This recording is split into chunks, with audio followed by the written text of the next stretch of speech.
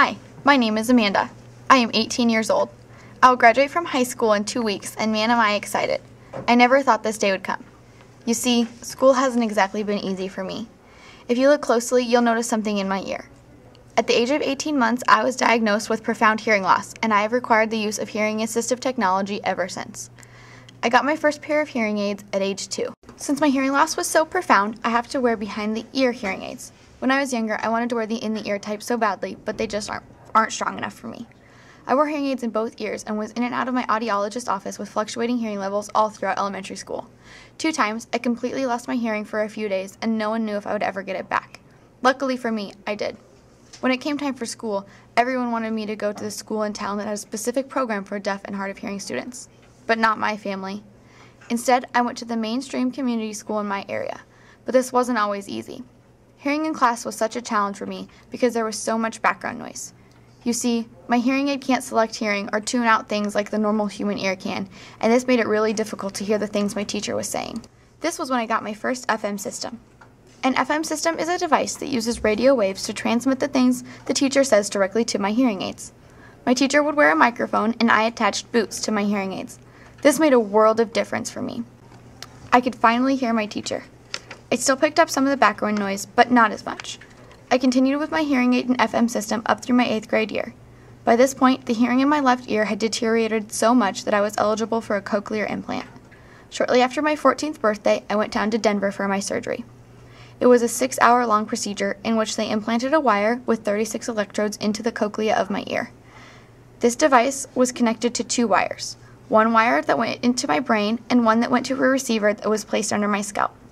The receiver is magnetic, and the transmitter, which is located outside my body, when the outside portion receives the sound, it transmits it to the inside, where it is converted and travels down the wire to the portion inside my cochlea, which is where the hearing takes place. Then it goes on to my brain. I spent 3 days in the hospital before going home. I'm sure you think the surgery sounds bad, but that isn't even half of it. The recovery was the real challenge. Not only does the cochlea help with hearing, but it also helps the center of balance for the body.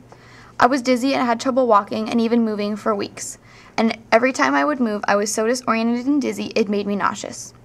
Due to the incision and my stitches, I couldn't wear the actual outside of the implant for a few weeks. When it was finally time to wear it, I was transported to a whole new world. Imagine being transported to a new planet and everyone around you is speaking to you and about you. You speak their language and just a few days ago could understand it, but for some reason, now you can't understand them.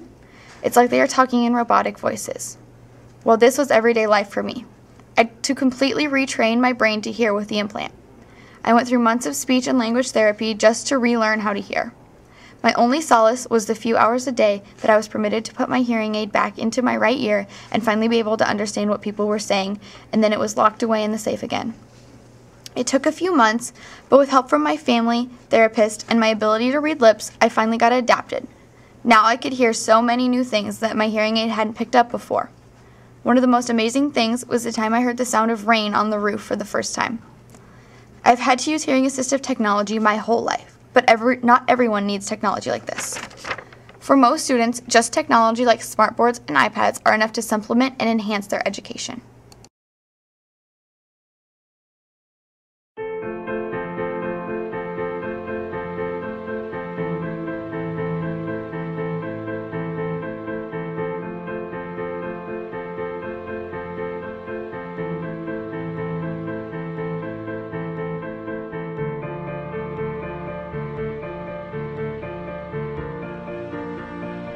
The iPad has all of the world's learning in it. And access to that at your fingertips seems to open up some new door to some new knowledge. It transforms you.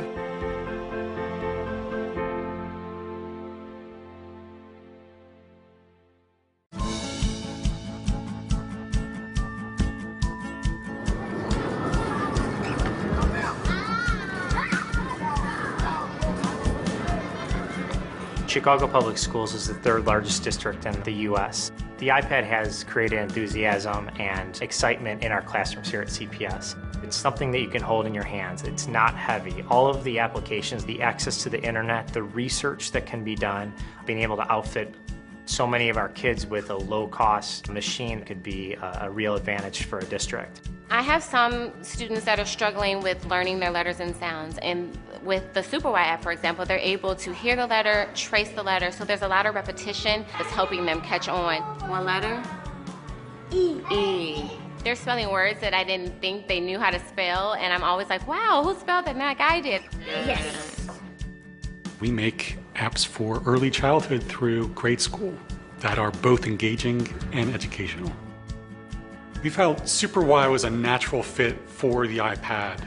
And it's a great tool for learning how to read, learning how to write, to help kids get engaged in the learning anytime, anywhere, and the iPad makes that possible.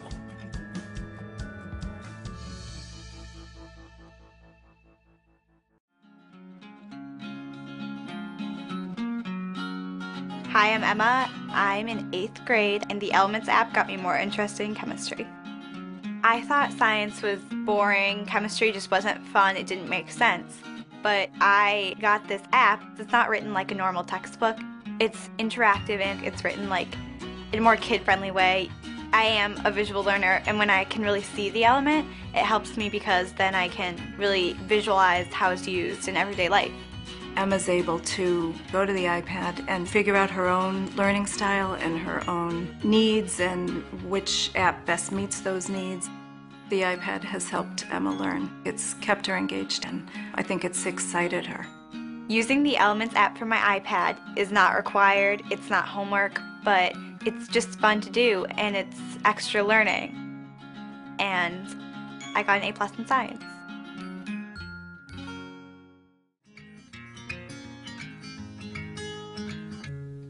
I am surprised by how much in a short period of time the iPad has changed how I teach. I use it literally every day. It makes the learning, I think, more accessible to the students.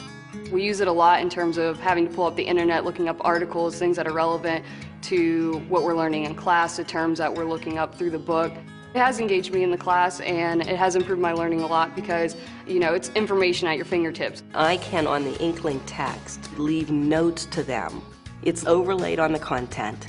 They immediately see those notes that I leave, and they can refer back to that. All of my experience in higher education, which totals up to almost 50 years, I've never seen anything that changed the landscape the way this has. The iPad has transformed the way our faculty are looking at learning and looking at how they transmit knowledge. It is going to make the biggest difference in the way students acquire, interact with, and use knowledge.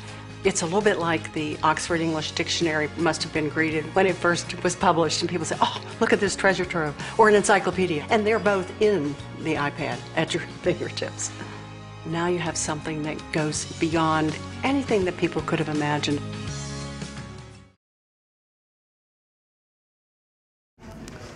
While many technologies, like the iPad, enhance the classroom experience, some new technologies interfere with learning, like the cell phone making cheating easier.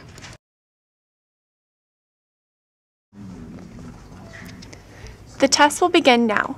You have 50 minutes. Put your name at the top of your exam, and remember the cheating policy: a 0 on this exam and a visit to the principal's office.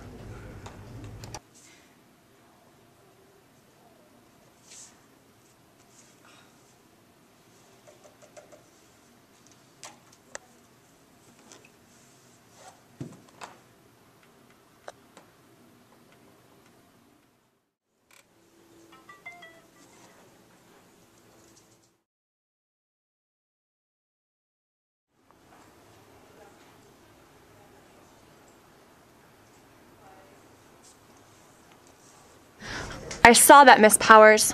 Principal's office, now. As we have seen, technology can be an asset to the classroom, students, and learning, but teachers need to be aware of the improper behaviors technology can create.